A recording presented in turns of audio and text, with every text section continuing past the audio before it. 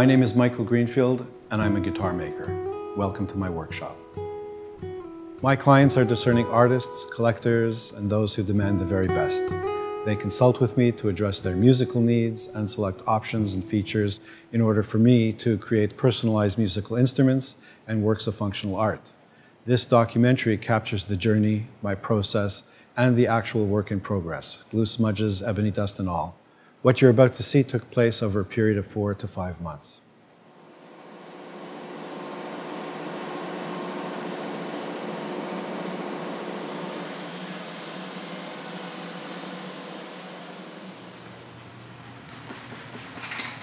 So we're going to start bending sides to form a rim set. And I use a laminated rim set, which means I take pieces of wood, sand them very thin to make veneers out of them, and glue a whole bunch of them together. It makes a more rigid structure. So we're going to add a little bit of water to this and wrap it in paper. The paper just keeps everything clean. I have these silicone rubber blankets, and one of them has a thermocouple on it, which is basically a thermometer. It gets plugged into these controllers, and these controllers are programmed to ramp up, in my case, 250 degrees for 1 minute, and then it'll ramp down to 190 degrees, and it'll hold it there for a half an hour, and then it'll turn off and cool to room temperature. You can see even from the weight of the clamp, as it starts to heat up, the weight, you could see the wood starting to sag.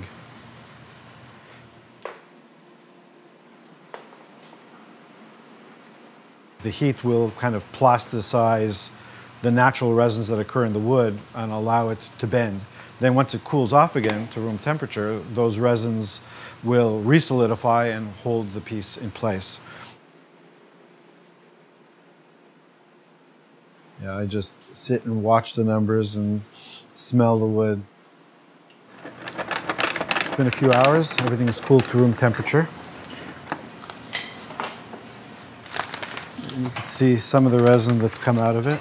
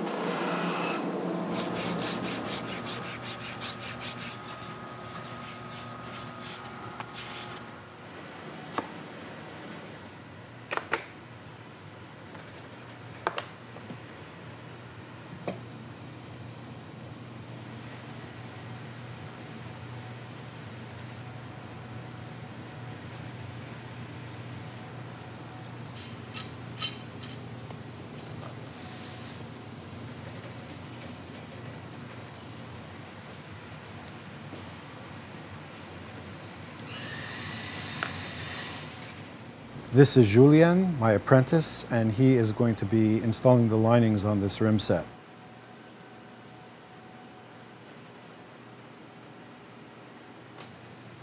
The linings are these little bendy pieces of wood that get glued to the sides of the laminated rim set to increase the gluing surface so that the top and the back later on will have more to stick to.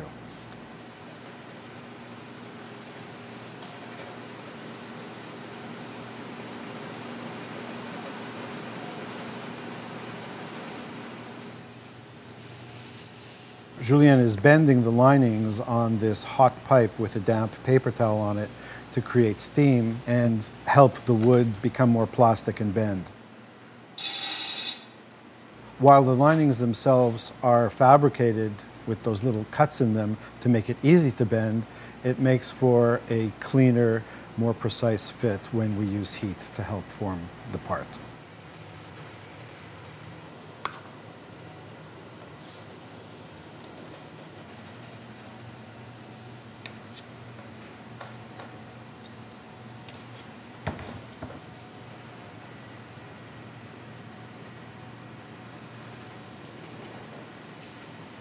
So this is a really beautiful set of moon harvested alpine spruce.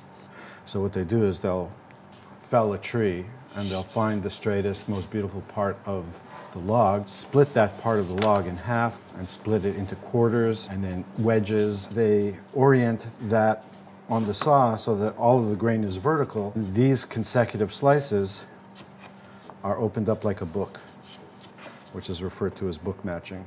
So these two consecutive slices, which were numbered by the sawyer, make up one guitar top. That's pretty common. It's very stiff and light. It makes for great guitars. I mean, you can hear it already. It's making music all by itself.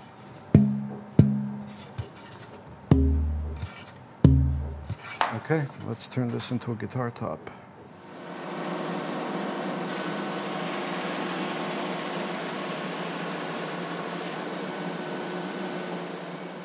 So we've just cleaned this up. It's easier for me to see what's going on and work with it. This is what we refer to as a pitch pocket. This is the natural resin that occurs in the spruce. I have it on this side as well. So I want to make sure that this falls outside of the guitar outline. This is absolutely not a problem. It's completely outside of the line of the guitar. And this one is also outside of the outline of the guitar. So I'm good. If this pitch pocket occurred somewhere else in the set of wood, I would have had to reject it, which is unfortunate, but that's just the way it goes. Let's take a little hot hide glue.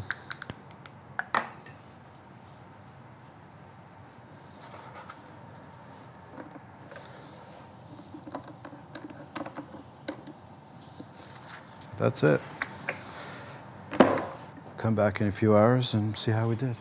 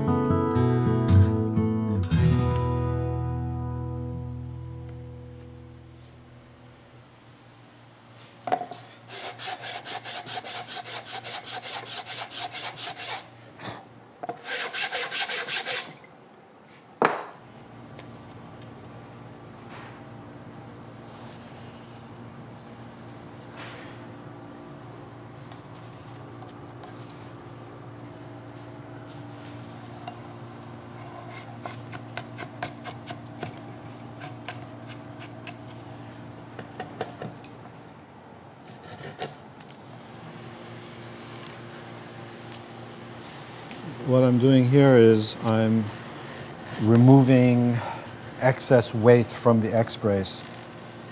By retaining the height, the full height of the brace, I keep much of its structural integrity, and by pyramiding it toward the top, I'm removing, I don't know what percentage, but quite a bit of its weight.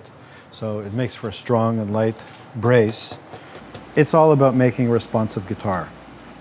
I remove mass to get the system as efficient as possible, but without going too far, which will result in a weak voice or at worst, structural failure.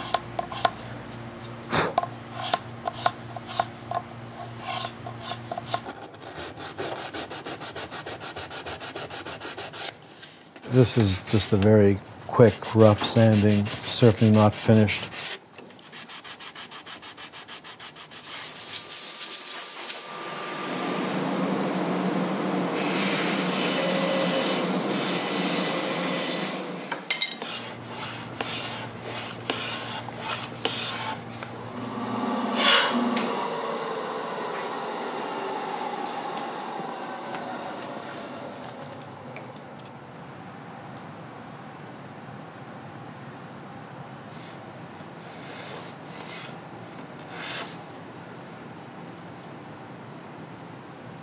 So this is hide glue, animal glue. It's gelatin. I'm going to put this on to heat up now, and it'll be ready in about 10 minutes.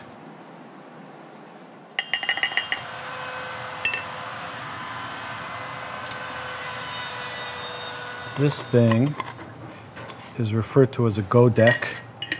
It's a very ancient way of clamping things. My understanding is that it was developed thousands of years ago in ancient China, and they used bamboo sticks.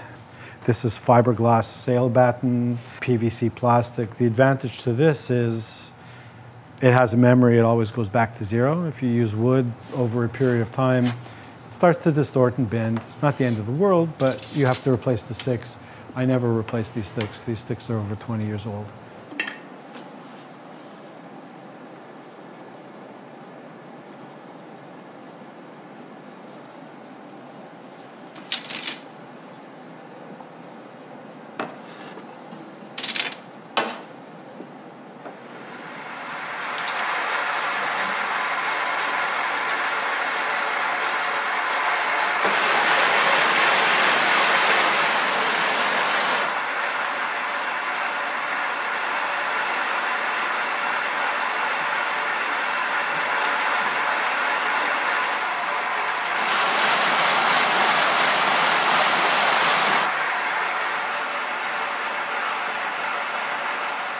So I'm going to sign the soundboard. I sign every single one. This one is going to one of my agents in Europe, so it's just a generic signature. So this is what happens.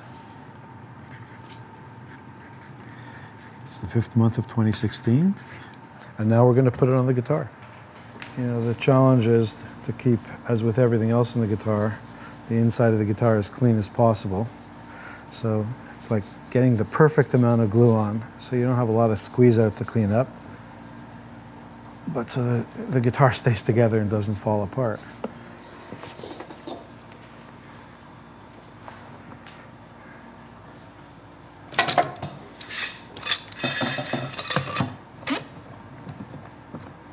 Come back in 15 minutes and check the squeeze out.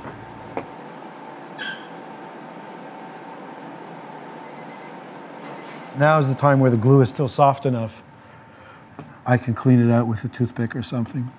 But it's good, it's clean. Okay, that'll take some work after.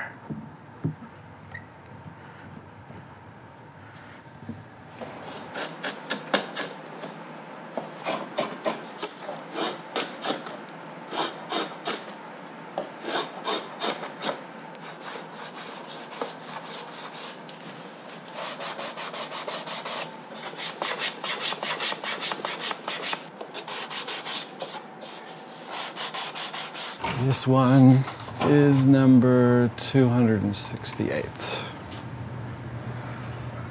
I use handmade paper because it's a handmade guitar. Why not use handmade paper? And make them ourselves. There it is, one Greenfield Guitars label. let's go glue it on.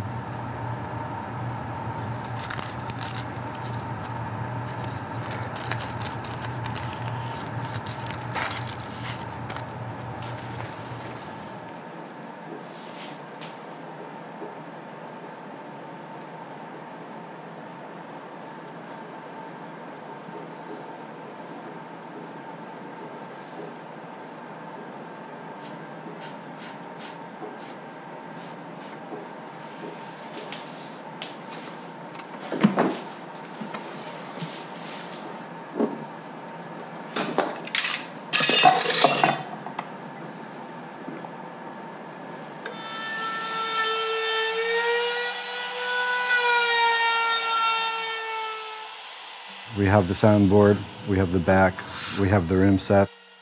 We're at a stage where these bodies have been closed and it's starting to look like a guitar. It's a vacuum that'll hold the guitar in any one of a number of positions and free it up for me to work on the sides.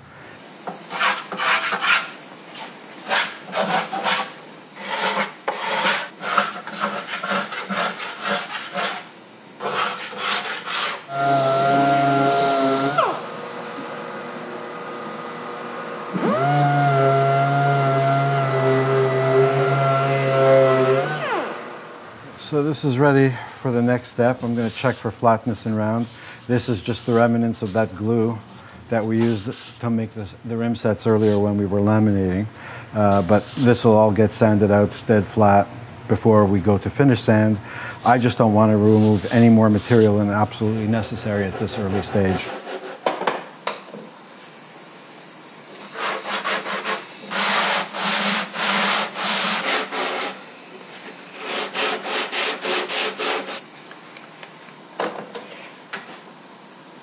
This is a piece of Honduran mahogany.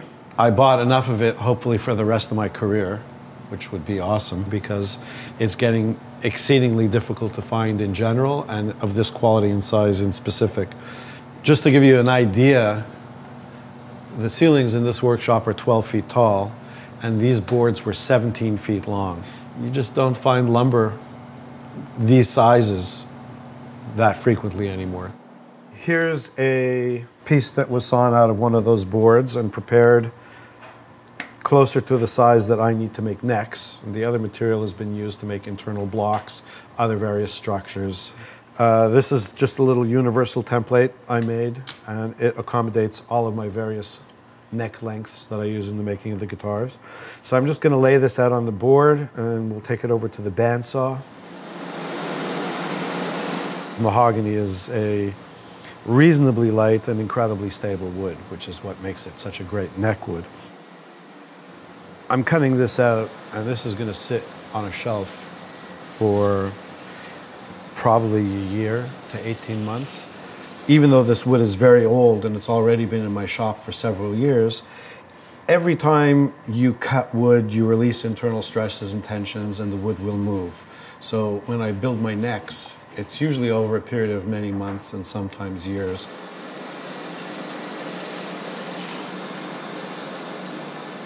Really nicely quarter sawn, straight grain, old growth, Honduran mahogany.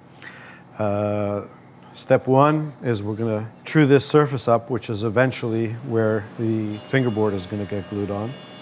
And it's this ongoing process of making things flat and straight and letting it move and releasing stresses.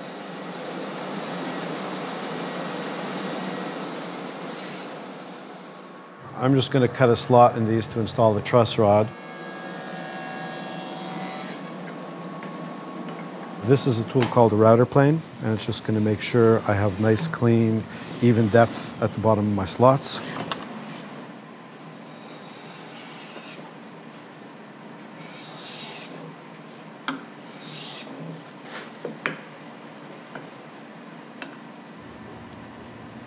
That's good. I'm going to establish the geometry for the neck.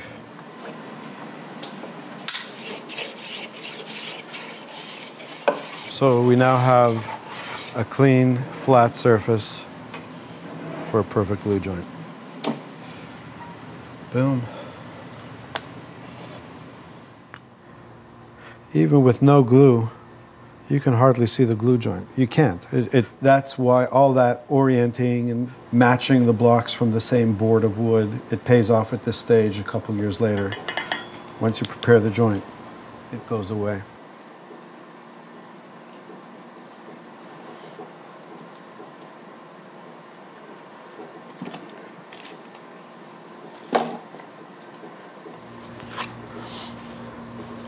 Just clean up the squeeze out and we're done. Okay, we're going to cut a fingerboard. This is my old table saw that has been relegated to this one task at this point. This is a fixture I made about 25 years ago. Another one of my temporary fixtures that just works fine, so I'm still using it. Here's a piece of ebony. This comes from Cameroon. It's been brought to thickness for one of my concert classical guitars, Model C1. These are fret slotting templates that are available at various luthier supply stores.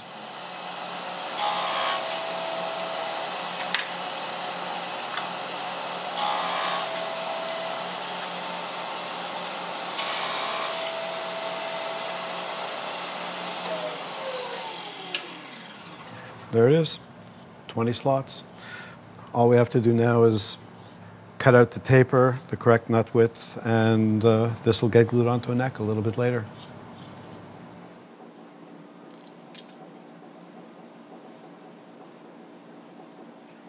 Julien is now installing the Purflings. These are a composite laminate of wood veneers that have been dyed and sliced into thin strips. They're for aesthetic purposes only.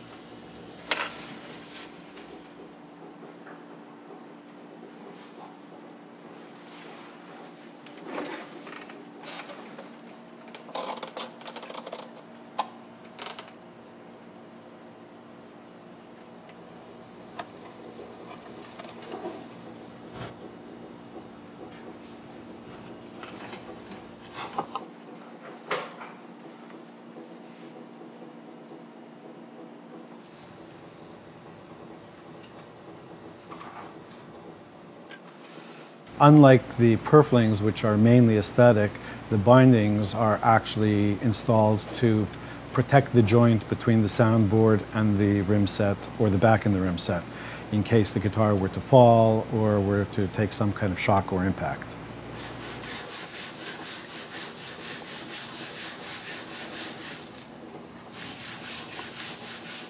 So what this contraption is doing is it's establishing the geometry between the neck and the body in three planes. In the vertical, off the soundboard, which is going to establish the playability and the string height. Left to right on the center line, which speaks for itself. And also to make sure that the neck goes down parallel to the top. You know, you don't want the neck askew. Because of the dial indicator and the mechanics of this fixture, I can dial in the neck geometry to within 1/1000th of an inch. So for the player, it's exceptional.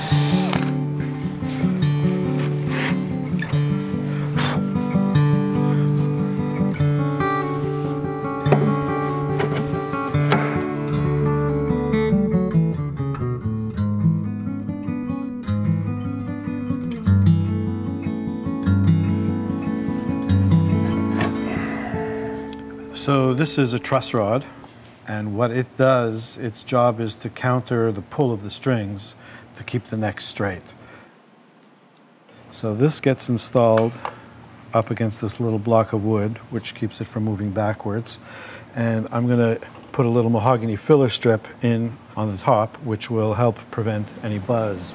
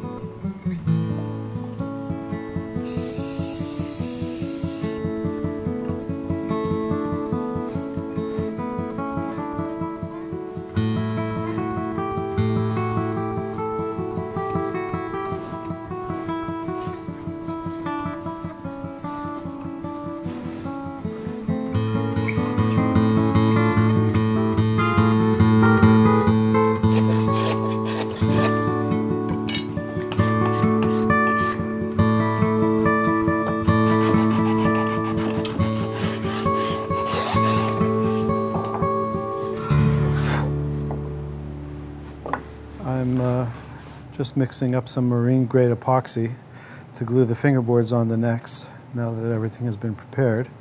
And the reason I use epoxy as opposed to traditional hide glue, the animal glue that we used earlier, or even some of the polyaliphatic resin glues, is they contain water. And we've gone through this entire process of drying things out and getting them straight and level. If you add water to wood, the wood moves. So I try and use non-water-based glues in the neck to keep things from moving around.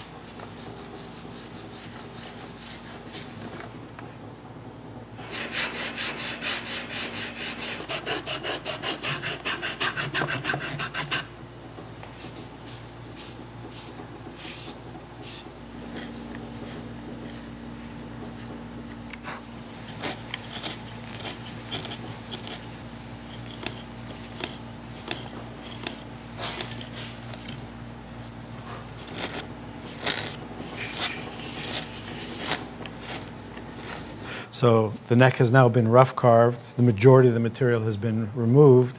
So any movement that's happened in the neck is pretty much, this is where it's going to live. This dial indicator is showing me that there's between 2 and 3 thousandths of an inch of what we call back bow, which is a hump in the neck, which is totally normal because we've removed wood from this surface.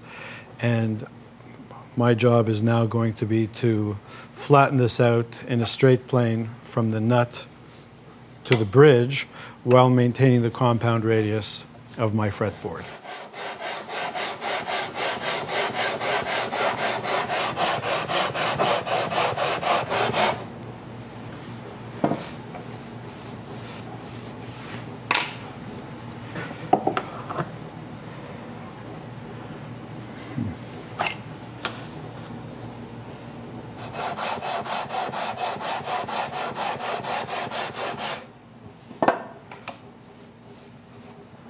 Down here, I'm about minus half a thou. Here, I'm about plus half a thou. Here I'm reading 0. Here it's a thou, so that needs a little more work.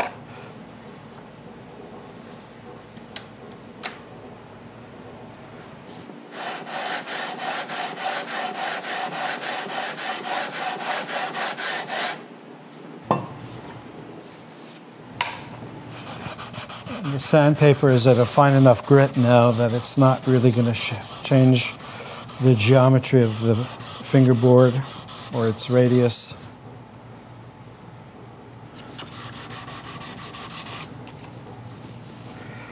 So, as you see, we're moving across the entire fretboard. It's pretty much dead flat. Perfect fretwork and neck geometry is a big deal. And with hand tools, being able to get it to within 5/10 is more than acceptable. So I buy fret wire in large rolls like this. This particular material comes from Germany. It's really super high quality stuff. And this gold color, it's really a copper titanium alloy. At least that's my understanding of what it is. And it's much harder than the conventional nickel silver fret wire that we've been using for the last 60 years, maybe 70 years. And so it lasts longer. As you can see, because of the binding on the fingerboard, the fret can't go all the way through, like on some of the older guitars.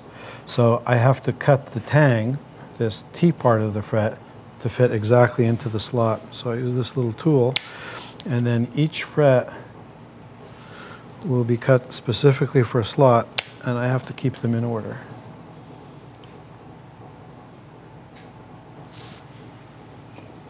So one side is plastic, one side is brass, both of which are softer than the fret material. So that way, while I'm hammering, I don't deform the frets.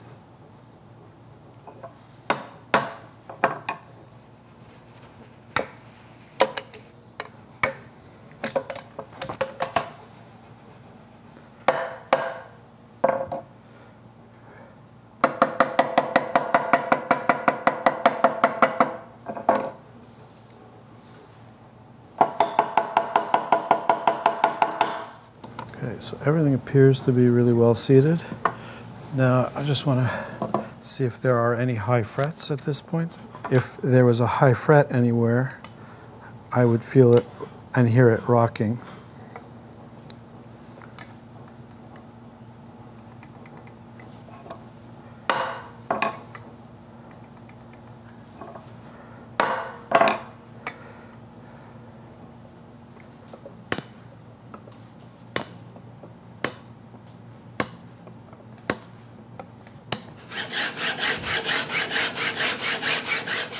So now that the frets are in this neck, before we finish carving it and do the final fitting of it, I just need to open up what will become the nut slot. So I have this little fixture that I made, and what it does is it's got the correct angle for the angle of the peg head where the tuners go, so that the nut sits in a parallel slot. This little gauge block is the same thickness as my nut. So now I'm making the cut.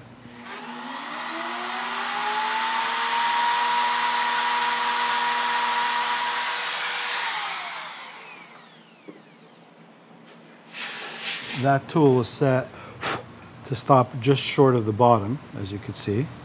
So I'm just going to clean this up a little bit with a chisel. And that's it. One nut slot. I'm going to glue a heel cap on the end of the heel, which is this part of the neck down here. If there are any adjustments to be made to the geometry, that's when it'll happen. And it is exactly on the center line. Now that the frets are in it, needs to be increased a little bit, but I will do that after I put the heel cap on. Now I'm just going to transfer these little tick marks that I made to the neck. And I use the protractor to set the angle that will match the taper of the back. So when you look at the finished instrument, all the lines flow together naturally.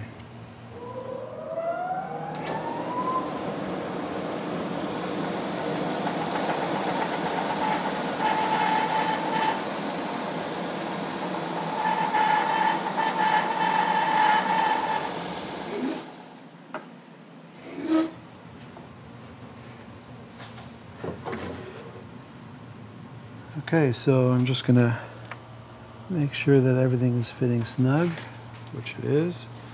Let's put some glue on this.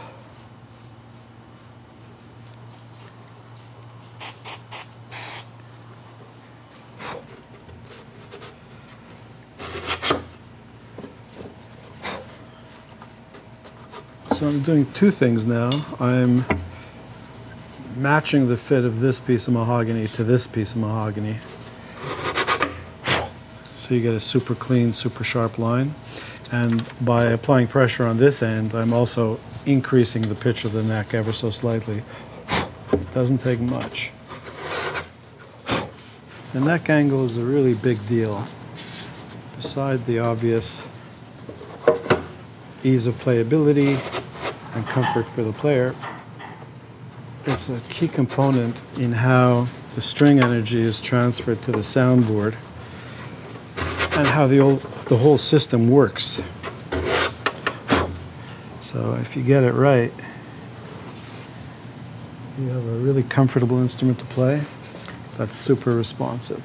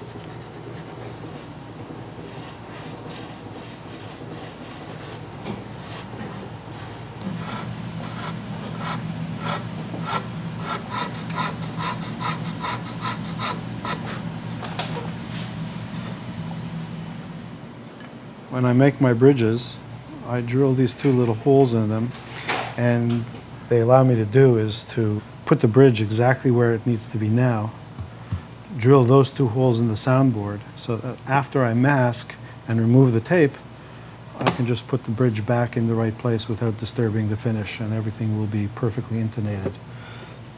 So, it should be somewhere around here.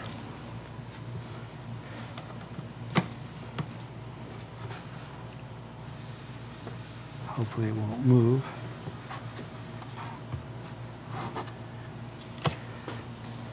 So now that this is in the right place, I'm still going to check it one more time because it's that important. If you don't put it in the right place, you have to take the top off and go again. Ask me how I know.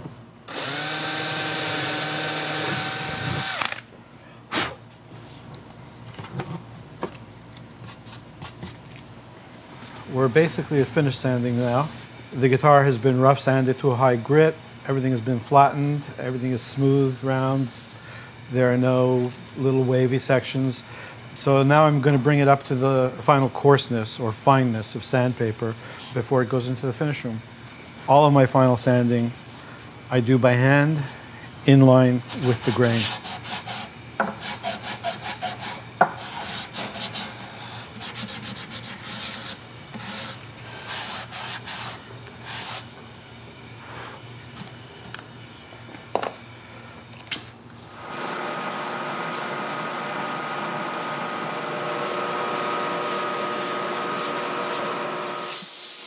I'm just going to mask off the area of the soundboard where the bridge is going to sit, and where the fingerboard is going to get glued down, because you need to glue to wood. You can't glue to finish. And with clean hands, I put down this piece of tape, which is really, really thin. It's about the same thickness as the finish. And I have these little templates that I use for masking off the instrument. I have a surgical scalpel with a fresh blade, and I'm just going to very carefully trim the mask.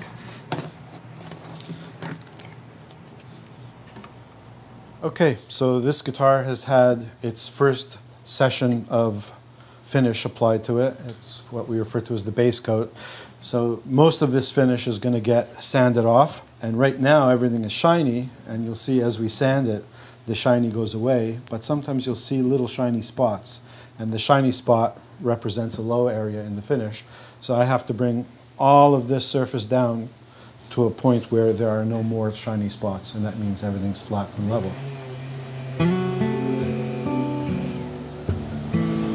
See, I don't know if you could see, there's like still a little shiny spot, so that's a low spot.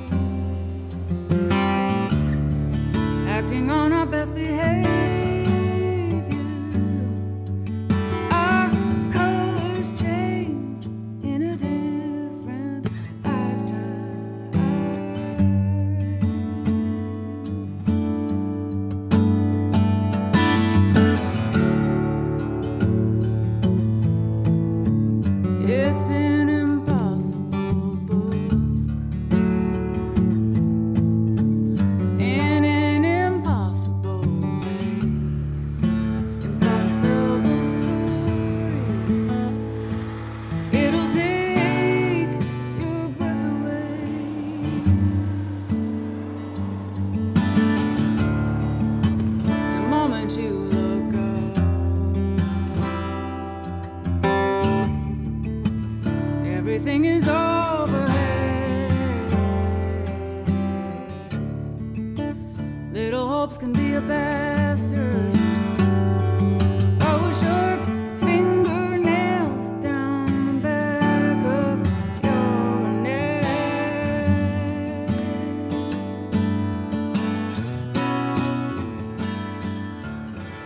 We're going to take off all the masking tape we put on a few weeks ago before this went into finish, so that we re-expose the wood and I have a good surface to glue to.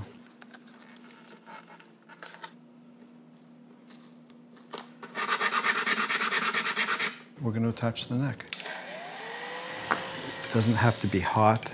You just want to take the chill off of it so that the glue doesn't gel before I'm ready.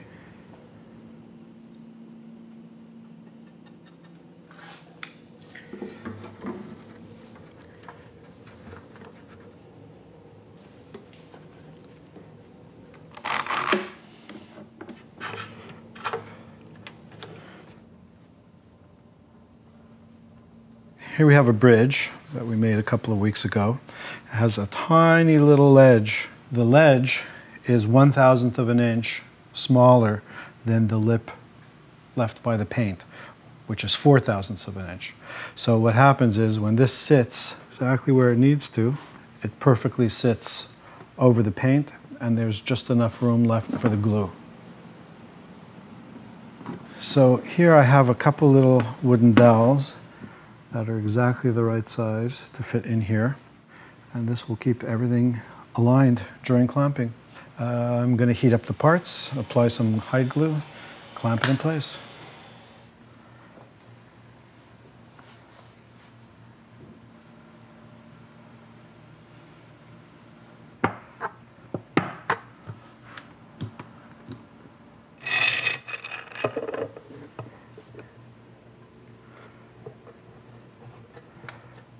So now that this has been done, these guitars will sit like this overnight, preferably for about 24 hours before I move on to the next step, when we'll install the tuners and put strings on.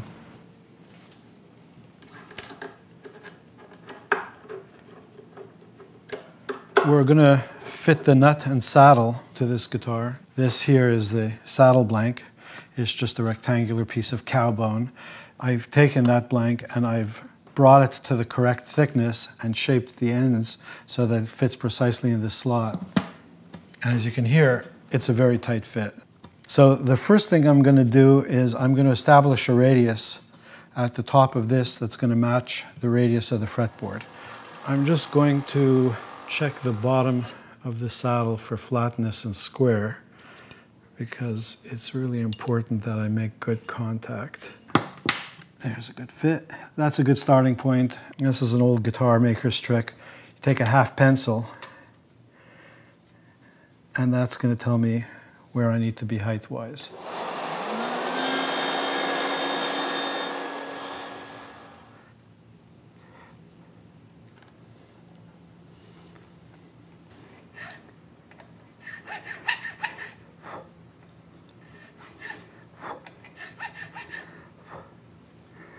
This one I'm going to actually file off square a little bit because it goes to the two outside tuners and they actually splay a little bit more. Here's a set of strings.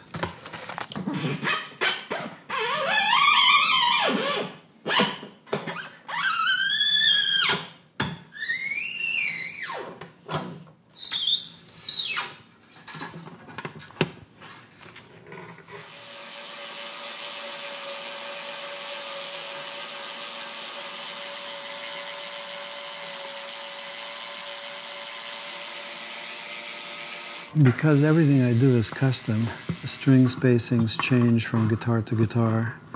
So unfortunately, there's no quick way to do this. So what I'm about to do now is set some basic intonation points and make any fine adjustment in a couple of weeks after the guitar has had some time to settle. Just like the nut has an angle to it so the strings don't buzz, I need the same angle on the back so the strings don't buzz. Unless, of course, I was making a sitar.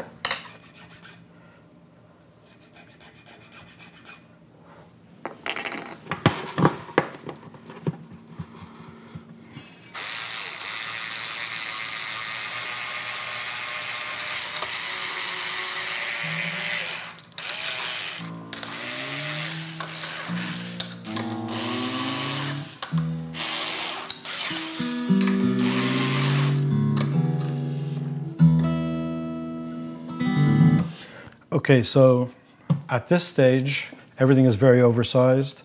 Nothing is very refined. It's just some basic measurements to get me in the ballpark. 2 weeks from now, I'm going to dress the frets, leveling of the frets, recrowning them and shaping them if it needs to be.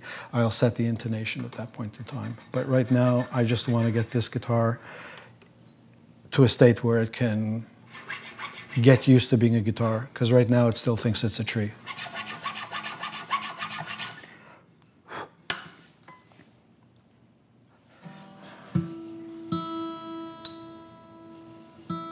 When I string up a guitar for the first time, I'm always in awe.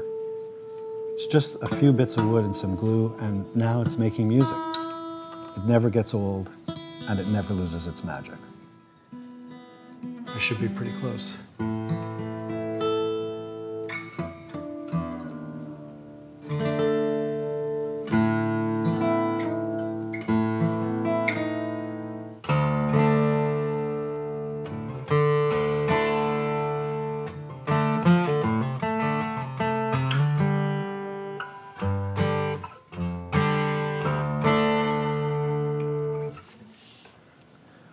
Okay, so it's been a couple of weeks since you were here last. These guitars have been strung to pitch and they're ready to be adjusted, their final adjustment and final setup.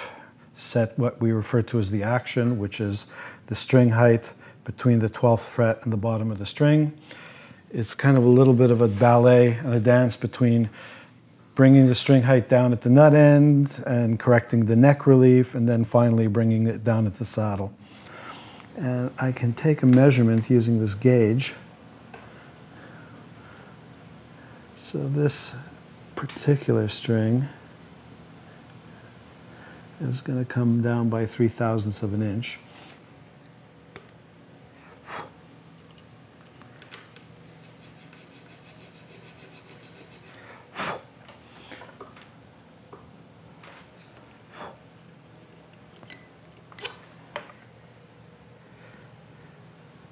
I'm chasing a little bit less at this point than the thickness of a piece of paper.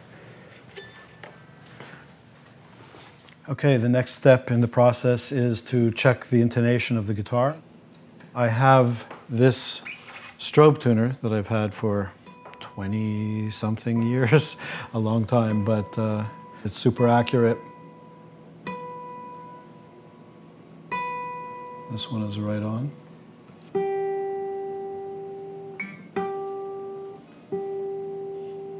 This one's right on.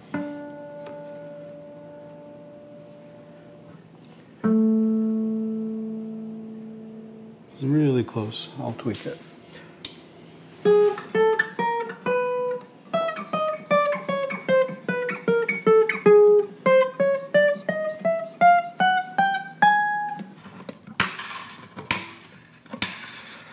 These strings have been on and off several times. This guitar is now ready to have the frets dressed. This is a single cut metal file with the same radius to it as the top of the fret. Perfect intonation happens when the string touches the top dead center. That's as much as we've removed.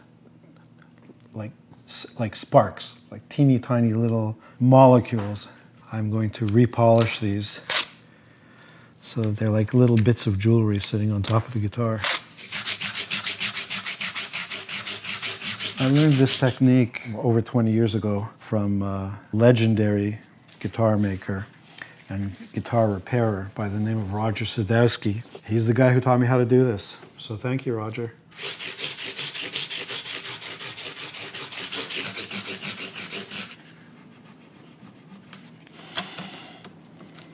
I'm going to be adding a little bit of a treatment and protector to the fingerboard now that the frets have been polished. This will help seal and nourish the ebony without making it gummy or sticky. I fabricate these little mahogany plates. They fit over the bolts that hold the neck on. It's just a little aesthetic touch rather than leaving exposed bolts. And we can take out the little label protector that we put on, 3 months ago, and trace this to the curvature of the fingerboard.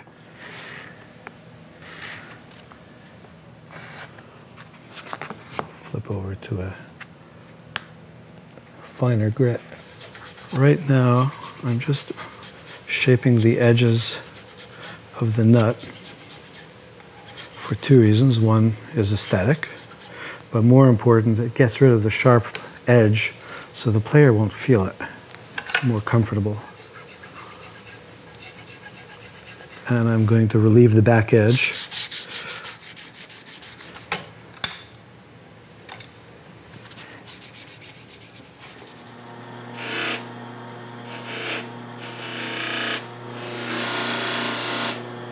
I'm just putting a little bit of this lubricant. There's graphite in it, and it helps the strings move in the slot. The glue isn't here so much as to hold the nut in. There are a couple 100 pounds of string pull holding it down, so it's not going anywhere. It's just to keep it from sliding around when the player is changing strings.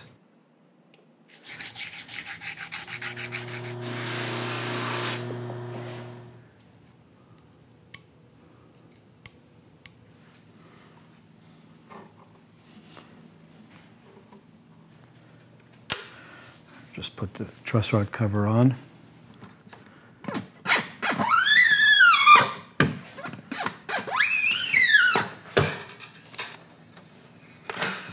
We're at the end.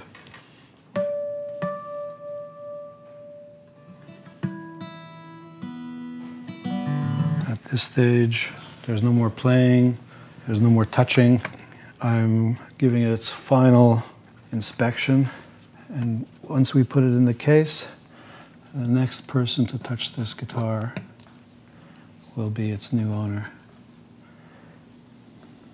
I'm just going to put the packet that contains the documentation for the guitar, certificate of authenticity, warranty information. There's like a care and feeding packet. There's also the key to adjust the truss rod, and there's a little shield for the top of the guitar when you change strings so you don't dent the top. These cases are made in Croatia. They're carbon fiber experts. In my opinion, these are the finest cases in the world, and as you can see, they're fit to my guitars. I send them drawings of each of my instruments, and that's it.